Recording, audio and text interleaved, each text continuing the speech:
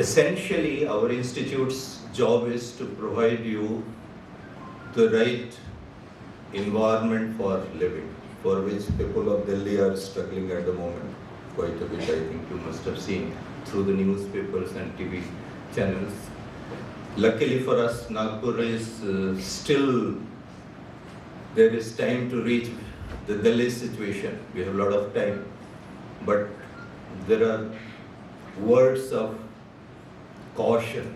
I mean, we should not wait for the disaster to happen and then start dealing with the disaster. I think that shows a great amount of mediocrity in our educational system, that we have allowed a disaster to take place and then we are trying to grapple with that disaster. Why that situation has come? Probably because our educational foundations and educational orientations and directions were not in the appropriate direction. I will give you a very simple example. There is something called Human Development Index, and the parameters, the most important parameters on the basis of which it is calculated are education, employment, economy, and human health. All over the globe, we are clamoring hard, or we are shouting very loudly that we are all developed today from what we were yesterday. That means we must have developed in terms of all these parameters: education, employment, economics, and human health. So if we had really developed in these parameters, if our education really is better today than it was yesterday, then should our tendencies for fighting with each other decrease or increase? Should it increase or decrease? Please be slightly louder.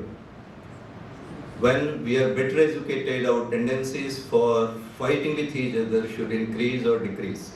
It should decrease. So our budget for Ministry of Defence should increase or decrease? Is it decreasing? It's not. Increasing. That means probably there is something amiss with our educational system. Education has not taught us the right path of development. Maybe because we have been too westernized in our imitation. My own education is from IIT Kharagpur, so don't get surprised.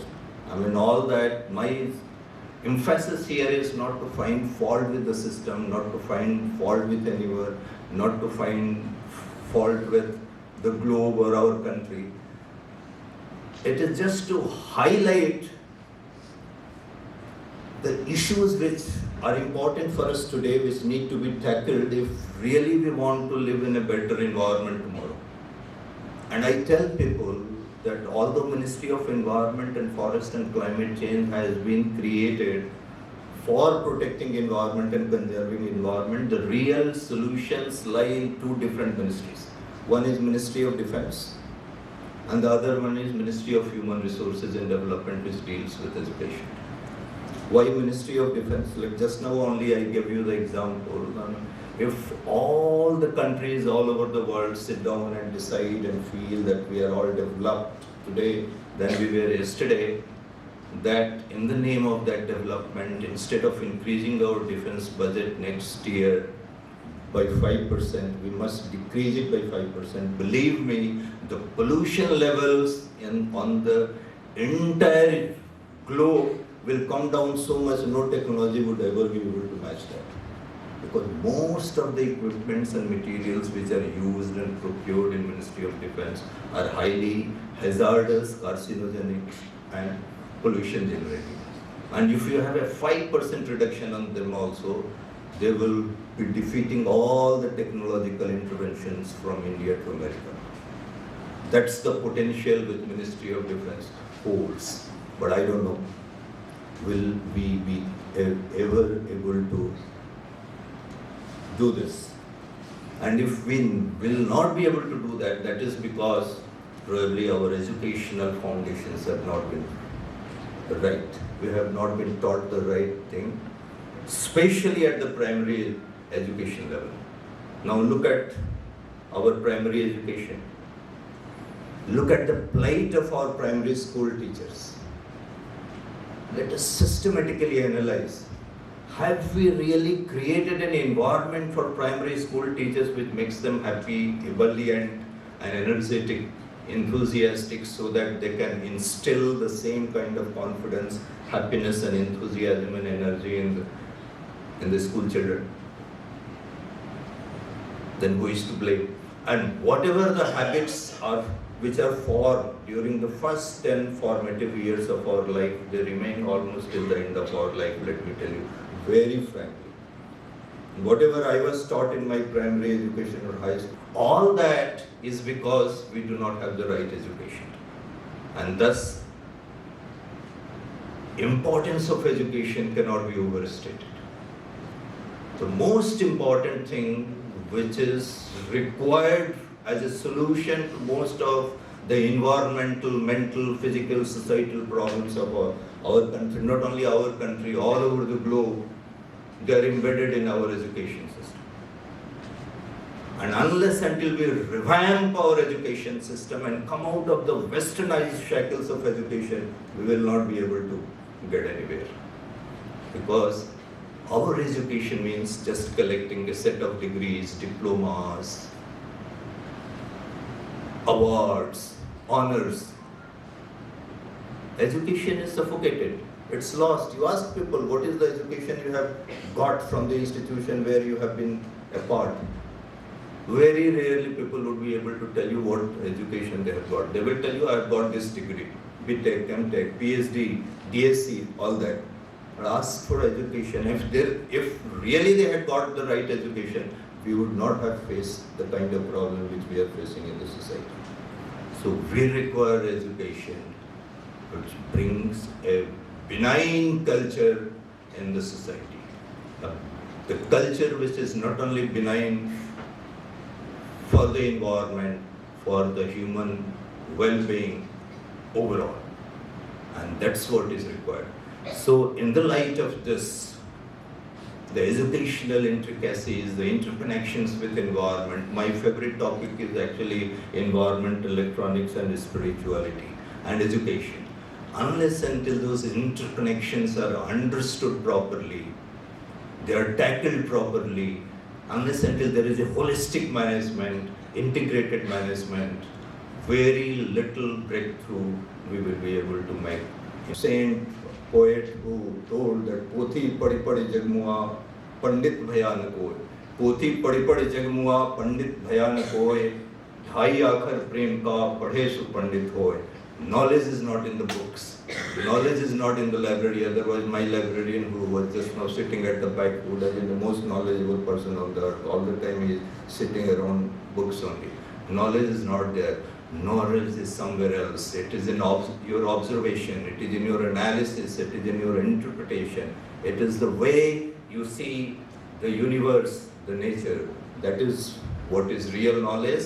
And that was our ancient real educational system of Dronacharya, Kripacharya, Guru Vashishth, if you remember correctly. They didn't give anyone any degree. Lord Rama didn't get any degree for that matter, but they gave you the education, they gave you the culture, they gave you the sanskar. That is what is required in the present time very badly. So thank you very much.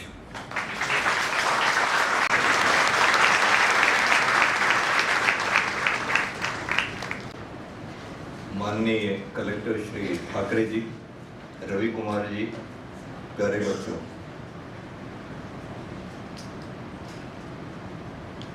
Morning में already मैं welcome कर चुका हूँ और अभी कुम्हारे जी से मेरी यही बात हो रही थी कि अब मैं दोबारा अपने संभाषण में क्या बोलूँगा। वैसे तो आजकल अच्छा ही है, कम बोला जाए, सुनने वाले के लिए भी अच्छा है, कम समय जाया करना पड़ता है। लेकिन कुछ ऐसी व्यावहारिकता है कि हम आपके चेयरमैन नवोदय विद्यालय के कलेक्टर साहब आए हैं हमारे यहाँ। शायद इस प्रांगण में आपका पहली बार प्रादुर्भाव हुआ है ना? तीसरी बार। अच्छा, तो उनका फिर से स्वागत है इस प्रांगण में।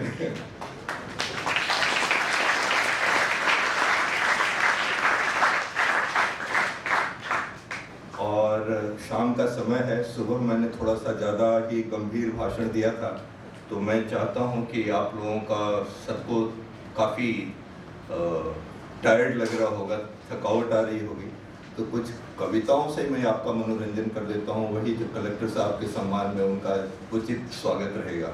तो बहुत आश्चर्य की बात है, कई बार लोग मुझे आश्चर्य की तरह देखते हैं। वैज्ञानिक लोग नॉर्मली कविताएं नहीं पढ़ा करते, लेकिन मेरी कविता में रुचि है, क्योंकि मैं जहाँ भी देखता हूँ कि जब मैं बहुत गूढ़ वैज्ञानिक तत्वों और तकनीकों की बात करता हूँ तो कई लोगों को उबासी आने लगती है, बट कविताओं की जब बात निकलती है तो लोग जो है काफ़ी प्रसन्न चित्त दिखाई पड़ते हैं। और मैंने रवि कुमार जी को भी देखा कि साउथ इंडियन होते हुए भी काफ़ी हिंदी के अच्छे शब्दों का प्रयोग उन्होंने सुबह में किया था।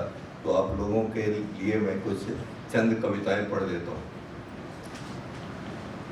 कभी कभी सोचता हूँ कि जो हिंदी के प्रख्यात कवि हुए हैं, जैसे सुमित्रानंदन पंत, हरिवंश राय बच्चन जी, जयशंकर प्रसाद, उनको अगर मंच पर पर्यावरण के विषय में बोलना होता तो क्या बोलते?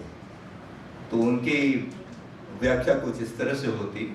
पंत जी बोलते, सैकत शैया पर दुग्ध विरल, सैकत शैया पर दुग्ध विरल, लेटी है वह शांत क्लांत निश्चल निश्चल, लघु तरणि हंसनी सी सुंदर, तिर रही खोल नावों के पर, ले चल मुझे बुलावा देकर मेरे नाविक धीरे धीरे।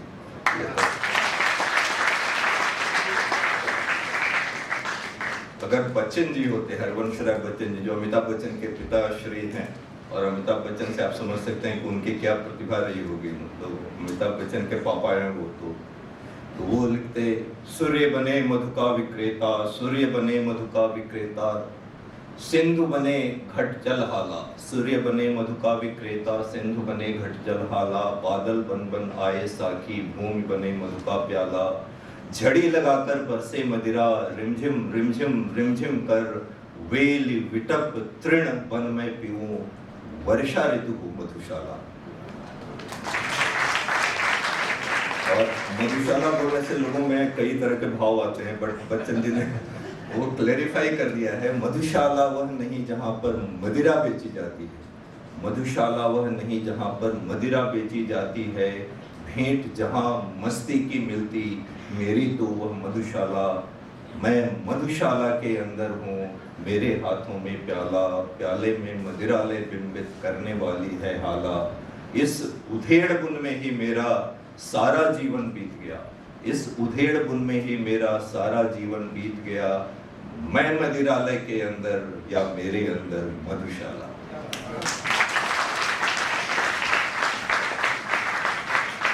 और लास्ट कविता है जयशंकर प्रसाद जी की। जयशंकर प्रसाद बहुत बड़े विद्वान हिंदी के थे, और मैं तो सोचता हूँ अगर उनकी कविताओं का किसी ने ट्रांसलेशन किया होता तो टैगोर जी की तरह उन्हें भी नोबेल पुरस्कार मिल गया रहता। जयशंकर प्रसाद जी क्या बोलते हैं, बुलबुले सिंधु के फूटे, नक्षत्र मालिका टूटी, नभमुक्त कुंतला धरणी दिखलाई देती लेटी, बुलबुले सिंधु के फूटे, नक्षत्र मालिका टूटी, नभमुक्त कुंतला धरणी दिखलाई देती लेटी, छिल छिल कर छाले फोड़े, मलमल कर मृदुल चरण से, धुल धुल कर बह रह जाते आंसू करुणा के कण से, इस विकल वेदना को ले मैंने सुख को ललकारा, वह एक अबोध किंचन बेसुध चैतन्य हमारा, अभिलाषाओं की करवट फिर सुप्त व्यथा का जगना, सुख का सपना हो जाना, भीगी पलकों का लगना। धन्यवाद।